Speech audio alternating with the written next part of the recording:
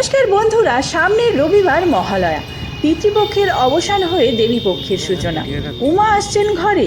এই মহালয়ার দিনেই রয়েছে বছরের শেষ সূর্যগ্রহণ। কিন্তু প্রশ্ন হলো, এই সূর্যগ্রহণ কি ভারতে দৃশ্যমান হবে? সূতককাল কি প্রযোজ্য হবে ভারতীয়দের জন্য? সূর্যগ্রহণের সময় কতক্ষণ থাকছে? এই সূর্যগ্রহণের মধ্যে তর্পণ কি করা যাবে? এই প্রশ্ন অনেকের মনেই জেগেছে। তো চলুন বন্ধুরা, সেই সমস্ত প্রশ্নের উত্তর নিয়ে আমাদের আজকের ভিডিও। তার সাথেই আমরা জেনে নেব 2025 সালে মহালয়া কবে পড়েছে। সম্পূর্ণ সময়সূচি পঞ্জিকা অনুসারে। অমাবস্যা তিথি কখন শুরু হচ্ছে, কখন শেষ হচ্ছে, এই দিন গঙ্গা স্নানের শুভ সময়, তর্পণের শুভ সময়, এছাড়াও তিল তর্পণের শুভ সময়, সূর্যগ্রহণের সঠিক ও সম্পূর্ণ সময়সূচি, মহালয়ার পূর্ণ লগ্নে কোন কাজগুলি করবেন, কোন কাজগুলি করবেন না, সমস্তটাই আমরা আজকের ভিডিওতে জেনে নেব। তো চলুন বন্ধুরা, আর দেরি না করে ভিডিওটি শুরু করা যাক। যদি আমার চ্যানেলে নতুন হয়ে থাকেন অবশ্যই চ্যানেলটি সাবস্ক্রাইব করে এবং ভিডিওতে একটি লাইক করে শেষ পর্যন্ত সাথে থাকবেন। আশা করি ভিডিওটি আপনাদের জন্য খুবই হেল্পফুল হবে। ভিডিওর মূল পর্বে যাওয়ার আগে প্রত্যেক দর্শক বন্ধুকে জানাই শুভ মহালয়া। কে কোন জায়গা থেকে দেখছেন বন্ধুরা অবশ্যই কমেন্ট করে জানাবেন। আর প্রত্যেকের পুজোর কেনাকাটা কমপ্লিট তো? চলুন ভিডিওটি শুরু করা যাক। ভিডিওর শুরুতেই আমরা জেনে নেব মহালয়া কবে পড়েছে। মহালয়া পড়েছে 21শে সেপ্টেম্বর রবিবার। মহালয়া মানেই পিতৃপক্ষের অবসান আর দেবীপক্ষের সূচনা। শরতের আকাশে পেঁজা তুলোর মতন মেঘ আর বাতাসে পুজো পুজো গন্ধ।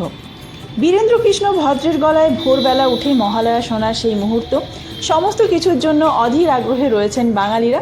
তো চলুন এবার জেনে নেওয়া যাক মহালয়ার অমাবস্যা তিথি কখন শুরু হচ্ছে। 3রা আশ্বিন 20শে সেপ্টেম্বর শনিবার রাত্রি 11:54 থেকে শুরু হচ্ছে মহালয়ার অমাবস্যা তিথি। স্থায়ী হবে 4ঠা আশ্বিন 21শে সেপ্টেম্বর রবিবার রাত্রি 12:23 পর্যন্ত। এই পরিস্থিতিতে উদয় তিথি অনুযায়ী 4ঠা আশ্বিন 21শে সেপ্টেম্বর রবিবার অমাবস্যার পালনই রয়েছে। এছাড়াও অমাবস্যার ব্রত উপবাস, নিশি পালন এবং এই অমাবস্যায় যারা কালী পুজো করতে চান সেই কালী পুজো 21শে সেপ্টেম্বর রবিবার রাত্রেই করতে হবে। এবার আমরা জেনে নেব সূর্যগ্রহণ কখন দেখা যাবে এবং কোন কোন জায়গা থেকে দেখা যাবে। 21শে সেপ্টেম্বর রবিবার সন্ধ্যেয় শুরু হচ্ছে সূর্যগ্রহণ। এটি ভারতীয় সময় অনুযায়ী 21শে সেপ্টেম্বর রাত্রি 10:59 শুরু হবে এবং শেষ হবে 22শে সেপ্টেম্বর সোমবার ভোর 3:23। এই পরিস্থিতিতে যেহেতু গ্রহণ রাত্রে লাগছে, কোনোভাবেই ভারত থেকে সূর্যগ্রহণ দৃশ্যমান হবে না, তাই সূতককালও কার্যকরী নয়। তাই আপনারা যারা তর্পণ করতে চান এবং অমাবস্যার পুজো, গঙ্গা স্নান সমস্ত কিছুই কোনো বাধা ছাড়াই আপনারা করতে পারবেন। আর কোন কোন জায়গায় সূর্যগ্রহণ দৃশ্যমান হবে দেখে নেওয়া যাক। বছরের শেষ সূর্যগ্রহণ দেখা যাবে নিউজিল্যান্ড, ফিজি, আন্টার্কটিকা এবং অস্ট্রেলিয়ার দক্ষিণাঞ্চলে। ভারতে কোনোভাবেই দেখা যাবে না। মহালয়ার দিন গঙ্গা স্নান, দান ও তর্পণের বিশেষ গুরুত্ব রয়েছে।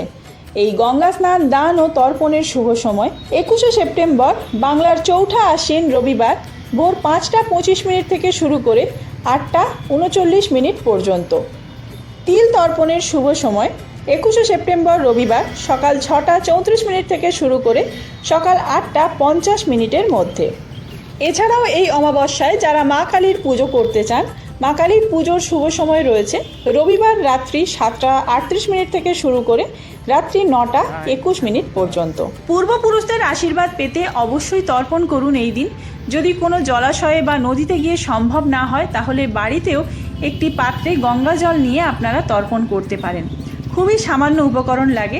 গঙ্গা জল না হলে পরিষ্কার জল নিতে পারেন, কালো তিল, কুশ, এছাড়াও লাগবে চন্দন, তুলসী পাতা, হরিতকি, চাল, দূর্বা ঘাস এবং কিছু ফুল। তর্পণ শুরু করার আগে 2বার আচমন করতে হয়। মন্ত্র উচ্চারণ করে তিল মিশ্রিত জল পূর্বপুরুষদের উদ্দেশ্যে নিবেদন করতে হয়।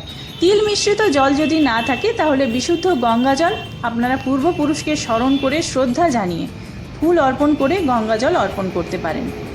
এবার জেনে নেওয়া যাক মহালয়ার দিন আপনারা কোন কোন কাজগুলি করবেন আর কি করবেন না। এই দিন ভুল করেও চুল, দাড়ি, নখ এই সমস্ত কাটতে নেই। এই দিন কাউকে কিছু ধার দেবেন না।